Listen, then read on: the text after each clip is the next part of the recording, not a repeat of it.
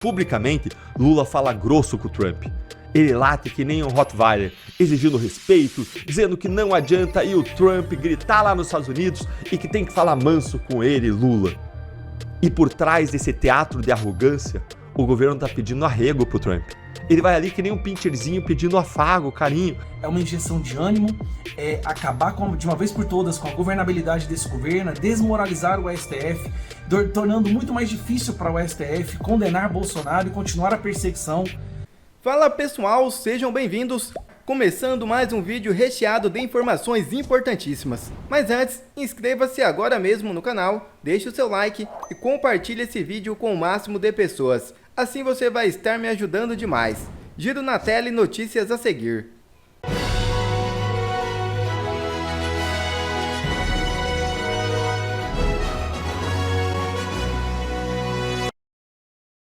Estados Unidos confirmam tarifa de 25% sobre aço e alumínio do Brasil. O governo dos Estados Unidos confirmou a cobrança de uma tarifa de 25% sobre todas as importações de aço e alumínio do país a partir desta quarta-feira. A medida havia sido anunciada em fevereiro. As tarifas vão atingir todos os parceiros comerciais dos Estados Unidos sem distinção, disse a porta-voz da Casa Branca em comunicado. O Brasil, que será afetado, é o segundo maior exportador de aço para os Estados Unidos, atrás apenas do Canadá, e vende principalmente produtos semi-acabados. Cerca da metade das exportações de aço brasileiras tem os Estados Unidos como destino, de modo que a medida de Trump promete impacto significativo no mercado brasileiro, o que pode aumentar ainda mais a crise no governo Lula. E Moraes revoga medidas contra Valdemar Costa Neto. É isso mesmo. O ministro Alexandre de Moraes determinou nesta terça-feira o fim das medidas cautelares impostas ao presidente do PL, Valdemar Costa Neto, permitindo que ele volte a conversar com o ex-presidente Jair Bolsonaro após mais de um ano de afastamento. A decisão foi tomada poucas horas depois de um encontro entre Moraes, Valdemar e seu advogado Marcelo Bessa no gabinete do ministro.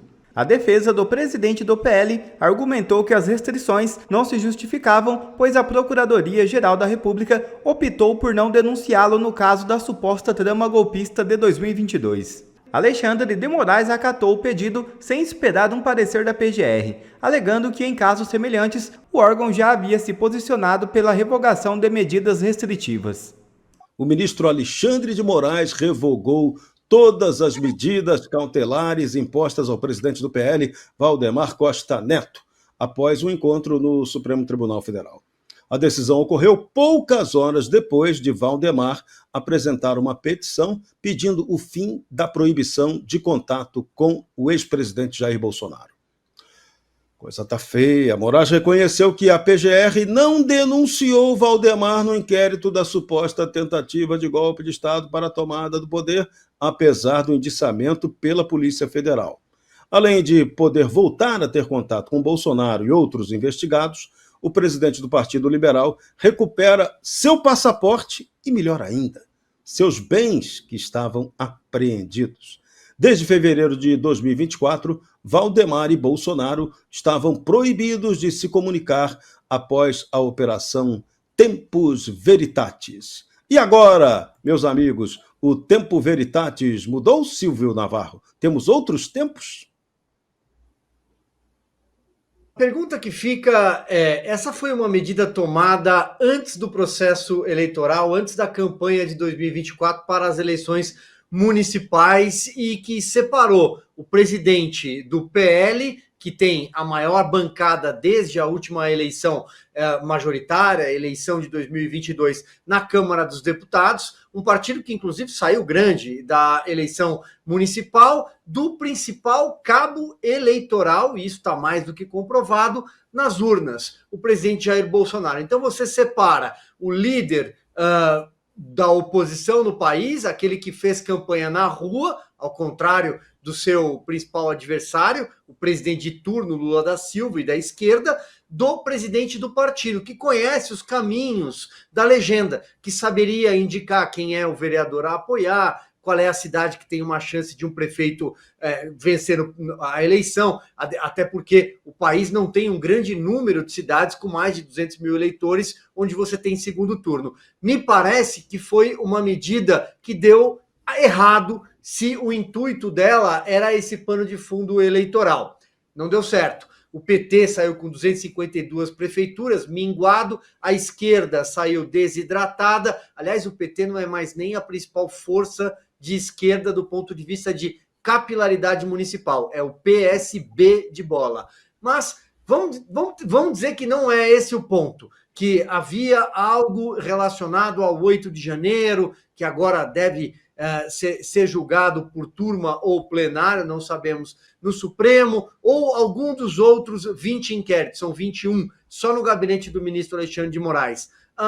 Nesse que nós conhecemos, o relatório da Polícia Federal, a denúncia da Procuradoria-Geral da República, não tem nada contra o Valdemar. Então, eu não entendi a medida, não.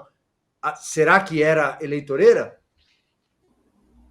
André Marcílio, o poder de Valdemar da Costa Neto, o prestígio dele, as duas coisas falaram mais alto?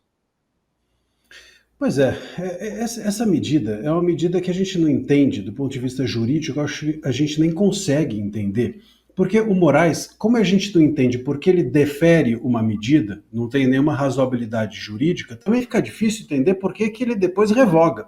Então aquilo que não faz sentido quando você defere, também não vai fazer sentido quando você revoga.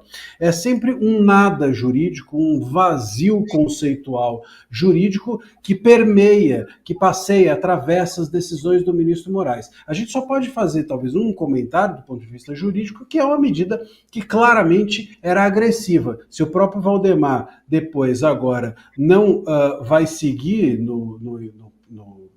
como um denunciado, bom, essas medidas lá, então, atrás deferidas, foram precipitadas completamente, pela sua agressividade, inclusive. Isso é o tom do que faz o Moraes, isso é o tom da politização de tudo que envolve esse inquérito do golpe e mostra como nós estamos realmente apenas com uma possibilidade de especulação política, porque juridicamente não faz o menor sentido. Agora, sem dúvida alguma, do ponto de vista político, influencia o poder, com certeza alguma, também nós estamos diante de uma medida, como bem disse o Silvio, por parte do Moraes, que não deve ter surtido o efeito que ele gostaria, ou que surtiu no período que ele gostaria, e agora, enfim, ela pode ser deferida. Não tenha dúvida de que, politicamente, se ele acreditasse que era ainda uma vantagem para o STF e para o ministro Moraes, essa medida seguiria, porque tudo vale quase nada juridicamente nesse país. Darcio Bracarense, o que muda agora? O presidente do PL pode falar oficialmente, livremente, com o presidente de honra do PL. O que muda com isso? Em princípio, muda a possibilidade do presidente poder hoje articular com a maior liderança política do país. Mas eu acho que o Silvio Navarro e o Marcílio trouxeram elementos importantes que precisam ser considerados. Primeiro é o prejuízo que o partido teve com esse distanciamento da maior liderança política do país com o presidente do seu partido. E o segundo é a ausência completa de contrapeso. Isso é a prova de que o Brasil não tem Senado, porque, vejam, o presidente do partido foi preso. É preciso lembrar disso. Ele ficou preso por conta da ação que foi orientada, ordenada e coordenada por Alexandre de Moraes. E dentro desse escrutínio alexandrino, acabaram não encontrando nada e ele não foi nem denunciado. Uma truculência absurda. E aí, nesse caso, como é que fica? Houve abuso de poder? O que aconteceu? Quem que pode fazer esse contrapeso? Deveria ser o Senado. E o Senado não vai falar nada. Não, simplesmente prenderam. Apreenderam lá um pó de ouro, lá alguma coisa, um 38 canela seca que tinha registro, e acabou. E eu deixo mais uma pergunta, Qual líder partidário passaria por esse crivo alexandrino, por essa pesca probatória? Porque de dirigentes do PT, se você contar aí, dá mais de 30, são dezenas presos. Eu fico perguntando, E o Valdemar passou por isso. Ele passou por esse escrutínio alexandrino. E agora, a gente tem essa situação que, como Marcílio falou, é inexplicável, porque jurídica ela não é. E não, se é política, A gente não conhece as intenções de quem ordenou. Lula enlouqueceu de vez e ameaçou agora o Donald Trump, dizendo que o Trump tem que falar manso com ele e exigindo respeito.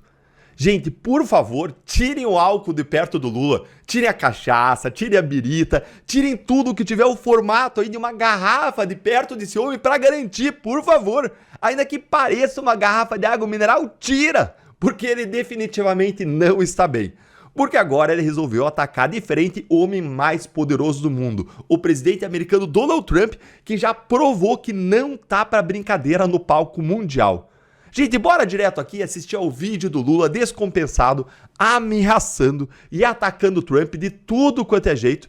E depois eu vou te mostrar como que o Lula age como Rottweiler publicamente contra o Trump, latindo alto, latindo grosso, mas por trás das cortinas do seu teatro, ele age como um pincherzinho na hora de negociar com os Estados Unidos. Bora lá então ver o vídeo, acompanha aqui comigo que você vai gostar. Isso que eu digo sempre, não adianta o Trump ficar gritando de lá, porque eu aprendi a não ter medo de cara feia. Fale manso comigo, fale com respeito comigo, que eu aprendi a respeitar as pessoas e quero ser respeitado. Vamos ver de novo, ó. Não adianta o Trump ficar gritando de lá, porque eu aprendi a não ter medo de cara feia. Fale manso comigo, fale com respeito comigo, que eu aprendi a respeitar as pessoas e quero ser respeitado. Isso que eu digo sempre. Gente, o que é isso aí? Isso aí é a diplomacia do boteco do Lula, que já chegou ao absurdo de dizer que a guerra da Rússia contra a Ucrânia seria resolvida na mesa de bar. Tomando uma cervejinha com o Putin, com o Zelensky, iam sair de lá todos eles abraçados, felizes, talvez bêbados e em paz. É claro que isso aí não funciona, não é assim que as coisas funcionam. Isso é ridículo, é risível, é uma coisa anedótica. É por isso que o termo diplomacia de boteco descreve muito bem o estilo de diplomacia de Lula. Uma diplomacia de mesa de bar que não funciona, de jogar papo fora, que não funciona de modo nenhum na realidade e na prática. Ele, aliás, o próprio Lula, com essa diplomacia de boteco dele, ele conseguiu se tornar persona non grata em Israel. Vocês acreditam nisso? Depois ele dizer que os atos de Israel na faixa de Gaza eram equivalentes ao Holocausto nazista. Gente, que absurdo. Mas a gente tem um outro termo para essa diplomacia de Lula que foi dado justamente por um diplomata israelense anos atrás, lá nos primeiros anos do governo Lula, dos primeiros governos Lula. E esse outro termo também descreve muito bem esse tipo de diplomacia lulista. Sabe qual que é? Você lembra?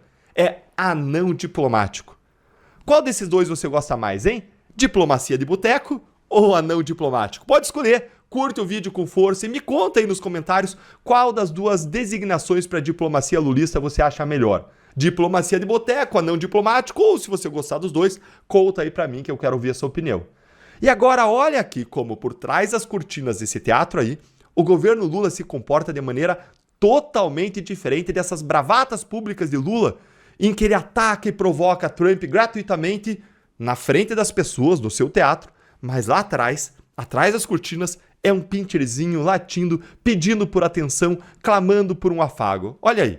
Governo Lula pede à gestão Trump para adiar taxas sobre aço e alumínio do Brasil. Essa notícia é de hoje. A gestão do presidente Lula pediu ao governo Trump que adie o prazo para entrada em vigor da tarifa de 25% sobre as importações de aço e alumínio. Estava previsto agora, para essa quarta-feira, a entrada em vigor. A ideia é que exista mais tempo para negociar um acordo, para evitar que as exportações brasileiras sejam prejudicadas quando feitas para os Estados Unidos desses materiais aí. A postergação pedida, segundo interlocutores do governo e do setor privado, seria de pelo menos um mês. E, gente, olha quem que eles tiveram que escalar para fazer essa interlocução. Teve que escalar o vice-presidente, que é ministro do Desenvolvimento, Indústria, Comércio e Serviços, Geraldo Alckmin. Por quê? Porque Lula não tem nenhuma interlocução com o primeiro escalão de Trump. Isso saiu na imprensa recentemente. Porque, de novo, é um anão diplomata. De novo. É uma diplomacia de bar, eles não têm nem contato lá com o alto escalão dos Estados Unidos. Aí escalaram o Geraldo Alckmin para lá e fazer uma reunião com o secretário de Comércio americano, Howard Lutnick, e o representante comercial dos Estados Unidos, Jamieson Greer. E vamos lembrar também que o embaixador brasileiro, o chefe do Itamaraty, ministro, tentou reunião com o secretário de Estado americano, ministro de Estado, né, o equivalente lá, e também não conseguiu, nem foi recebido para conversar sobre a questão lá envolvendo o Supremo Tribunal Federal. E, gente, essa matéria aqui agora que eu mostrei para você foi publicada agora à tarde, depois dessa fala infeliz do Lula que eu mostrei para vocês atacando o Trump. Já tem vídeo aqui no canal falando sobre como esse tarifaço aqui do Trump no aço e no alumínio vai trazer um prejuízo bilionário para o Brasil. Vou deixar esse link aqui na tela, no final para você, e também na descrição para você assistir depois. Mas qual que é o meu ponto aqui? O meu ponto é que publicamente Lula fala grosso com o Trump. Ele late que nem um Rottweiler, exigindo respeito, dizendo que não adianta ir o Trump gritar lá nos Estados Unidos e que tem que falar manso com ele, Lula. E por trás desse teatro de arrogância, o governo está pedindo arrego pro Trump. Ele vai ali que nem um pincherzinho pedindo afago, carinho, para adiar o prazo da tarifa sobre o nosso aço e alumínio. Haha, agora a gente entendeu, Lula. É apenas mais um show de hipocrisia seu nesse palco desse teatro que você faz. Mas que estratégia inteligente, né? Pedir ajuda ao mesmo país que você acabou de criticar e atacar de forma arrogante, gratuitamente e de forma pública. Que estratégia inteligente, hein, Lula? Aonde você pensa que você vai chegar fazendo isso? Só pode ser na destruição do Brasil. Mas se depender de nós, você não vai conseguir, porque em 2026 a gente vai eleger uma maioria de senadores de direita, de deputados de direita, um presidente de direita, e a gente vai chutar você, Lula, da cadeira de presidência, para onde você jamais deveria ter saído. A gente vai tirar você de onde você jamais deveria ter chegado e vai colocar você de volta em um lugar de onde você jamais deveria ter saído. Sábado agora, dia 16, a gente vai ter uma manifestação em Copacabana, às 10 horas da manhã, pela anistia dos presos políticos. Aí eu vejo muitas pessoas se perguntando, será que vale a pena ir? Não deveríamos estar indo para as ruas pedir o impeachment de Lula, ou fora Alexandre de Moraes? Olha, nunca tivemos uma manifestação onde o resultado imediato dela fosse tão próximo quanto essa. E essa manifestação, esse ato, não é apenas para as pessoas que estão presas, mas é pelas famílias dessas pessoas. E não só isso, ela é a virada de chave para começarmos a ter as vitórias que nós tanto desejamos. Libertar essas pessoas não vai desfazer apenas uma das maiores injustiças já cometida pela Suprema Corte Brasileira, mas vai também desmoralizar essa corte, vai fortalecer o Congresso, vai ser a comprovação de que esse governo acabou de uma vez por todas e principalmente vai dar um pouco de esperança para essas famílias e essas pessoas que estão presas há tanto tempo, que foram condenadas a 14, 17 anos por estarem num prédio público no domingo com uma Bíblia na mão. Ela é muito maior do que apenas a anistia. O Hugo Mota precisa apenas de uma comprovação de que há um clamor popular para que essas pessoas sejam libertadas, liberadas. E tudo que a gente precisa é colocar as pessoas nas ruas nesse dia. Se houve uma manifestação que pudesse nos dar um resultado imediato, é essa manifestação, é esse ato. E ele pode ser a primeira vitória de uma sequência, porque as consequências políticas de nós conseguirmos aprovar a anistia são muito maiores do que apenas libertar essas pessoas e devolver a dignidade a elas e suas famílias. Muito maior. É uma injeção de ânimo, é acabar de uma vez por todas com a governabilidade desse governo, é desmoralizar o STF, tornando muito mais difícil para o STF condenar Bolsonaro e continuar a perseguição. É podermos voltar a ocupar as ruas sem medo, que é o que existe hoje no Brasil, um medo de ir para as ruas. São tantas as vitórias comprimidas dentro de um ato que é difícil de explicar. Por isso eu te peço, se você puder, esteja em Copacabana nesse dia 16 às 10 horas da manhã. Esse ato pode ser justamente aquele que vira o jogo. Mas para que isso aconteça, a gente precisa de muitas pessoas. Se nós tivermos muitas pessoas, o Hugo Mota pauta aqui na Câmara dos Deputados o PL da anistia. Mas se nós tivermos poucas, se for um fiasco, possivelmente a anistia pode morrer. E tá tudo no jogo agora, tá tudo em jogo. A gente deu all-in. Então, compartilhe esse vídeo. A gente teve um desvio de foco aqui durante um tempo, afinal de contas, PGR denunciando o Bolsonaro, os escândalos de corrupção do Lula, e toda essa guerra, todas essas batalhas que foram travadas aqui nessas últimas 2 semanas, acabou tirando um pouco o foco da divulgação, da importância desse momento no sábado, nesse domingo, desse domingo. Então eu te peço, por favor, compartilhe, compareça e vamos dar esse primeiro passo para resgatar o Brasil. Um abraço. Quer ver mais conteúdos como esse? Então inscreva-se agora mesmo no canal e ative o sininho das notificações. Assim você não perde mais nenhum conteúdo que é postado aqui no canal. E também já deixe o seu like para o YouTube ajudar a divulgar o nosso trabalho. Fico por aqui e que Deus abençoe a todos. Brasil acima de tudo e Deus acima de todos.